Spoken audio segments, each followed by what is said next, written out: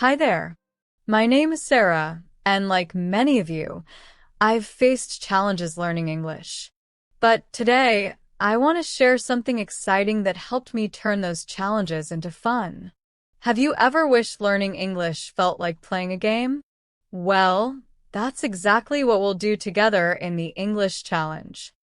Here's how it works. Imagine your life as a game where completing small, everyday tasks helps you learn English step by step. In today's challenge, we'll go to the market, buy 5 items, and practice useful phrases to help you feel confident in real-life situations. Don't worry if you make mistakes. Every small effort counts, and I'll guide you through everything. Just make sure to repeat the phrases with me to improve your pronunciation. Ready? Let's start our first challenge. It all started on a quiet Saturday morning. Sarah was scrolling through her phone when a notification popped up. Welcome to the English Challenge. Ready for your first mission? Curious and excited, Sarah clicked on the app and a cheerful voice greeted her. Your first challenge is to go to the market and buy these 5 items: apples, bread, milk, eggs, and cheese. But here's the catch. You must use English to complete the task. Sarah laughed nervously. Using English in public? This is going to be tough, she thought. But she was determined to give it a try. Before leaving, Sarah opened the app's Tips for Success section. It provided some helpful phrases she could use. Excuse me, where can I find? How much is this? Do you need a bag? The app even played short audio clips, so Sarah could practice the pronunciation. She repeated them out loud, feeling a little more prepared with each attempt. As she stepped outside, the fresh air and morning sunshine boosted her confidence. I can do this, Sarah told herself. The market wasn't far from her house, so she walked there while repeating the phrases under her breath. Excuse me, where can I find apples? When Sarah finally reached the market, the sounds of people chatting, the clinking of shopping carts, and the smell of fresh produce filled the air. She stood at the entrance for a moment, taking it all in. It was busier than she had expected, and she felt a flutter of nerves in her stomach.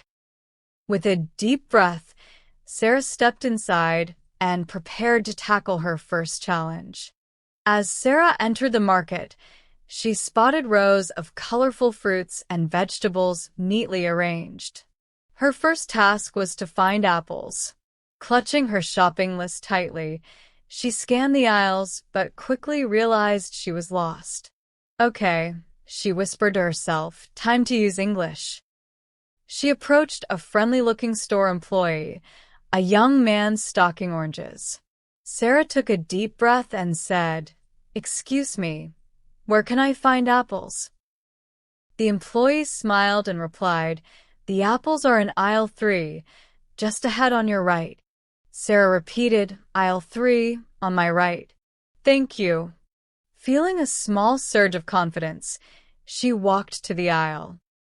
As Sarah reached aisle 3, she was greeted by a wide variety of apples, red, green, and even some she had never seen before. Wow, so many choices, she thought. She picked up a small bag of red apples and checked her list again. 1 item down, 4 to go. Next, she needed bread. Sarah looked around but couldn't spot any. Remembering the phrase she had practiced earlier, she found another employee and asked, Excuse me, where can I find bread? The employee pointed toward the far corner of the store and said, Bread is near the dairy section, past the drinks. Sarah nodded and repeated, Near the dairy section, past the drinks. Thank you. This repetition helped her remember the directions and reinforced her learning. As she walked toward the bread, Sarah couldn't help but smile. Using English felt less scary than she had imagined, and each successful interaction gave her a boost of confidence. She knew there were more challenges ahead, but she was ready to tackle them, one phrase at a time. With her basket nearly full, Sarah approached the checkout counter. She had successfully found bread, milk, eggs, and cheese after asking for help multiple times, each interaction building her confidence. Now it was time for the final step, paying for her items. The cashier, a cheerful woman in her 30s, greeted her warmly. "Good morning. Did you find everything you were looking for?" she asked. Sarah paused for a moment, then replied, "Yes, thank you." As the cashier scanned her items, she asked, "Do you need a bag?" Sarah froze for a split second, unsure of what to say. But then she remembered the phrase she had practiced earlier. "Yes, please," she said with a smile. The cashier handed her a bag and continued scanning. "That will be $15.75, she said. Sarah handed her a $20 bill, and she quickly counted out her change. "Here's your change, $4.25. Have a great day." Sarah took her bag and responded, "Thank you. You too." As she walked out of the market, she couldn't help but feel a sense of accomplishment. She had spoken English several times without major mistakes, and each conversation had gone smoothly. The app buzzed in her pocket, and Sarah pulled out her phone to see a notification. "Congratulations! Challenge complete." She grinned as the screen displayed a celebratory animation of fireworks and a badge for her achievement.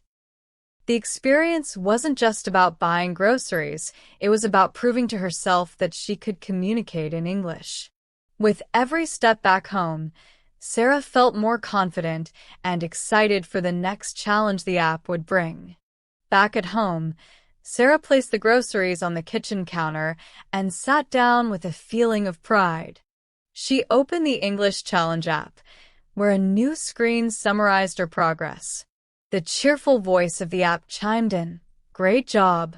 Today, you learned how to ask for directions, handle a conversation at checkout, and use polite phrases in English. You're one step closer to fluency." Sarah smiled as she reflected on the day. At first, the idea of speaking English in public had made her anxious.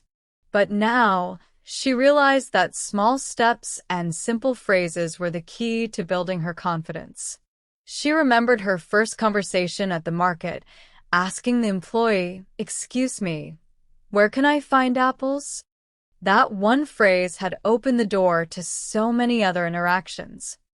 She thought about the phrases she had learned today. "Excuse me, where can I find?" and "Do you need a bag?" These weren't just words. They were tools that allowed her to connect with others and navigate real-life situations. The app then prompted her with a review activity. "Let's practice. Say these phrases out loud. Where can I find milk? How much is this? And thank you." Sarah repeated each one with confidence, enjoying the sound of her own voice mastering the language. The final part of the app session was a motivational message. "Remember, every word you practice brings you closer to your goal. Keep challenging yourself, and don't be afraid to make mistakes. Learning a language is like building a bridge, one word at a time." Sarah felt inspired. She knew this was just the beginning of her journey, but today had proven something important. Learning English didn't have to be overwhelming. It could be a series of small, manageable challenges, each one bringing her closer to fluency. Before closing the app, Sarah noticed an option to share her progress. She decided to write a short message. "Today, I completed my first challenge in English. I learned how to shop at a market, ask for help, and respond to questions. I feel more confident and can't wait for the next challenge." As she hit post, Sarah felt a wave of motivation. She knew that sharing her journey would inspire others to start their own. Standing up, she glanced at the groceries on the counter and laughed. I guess I'm ready to cook dinner now. Maybe I'll practice English while reading a recipe. The lesson was clear. Learning English was not just about words, it was about using them to live life fully.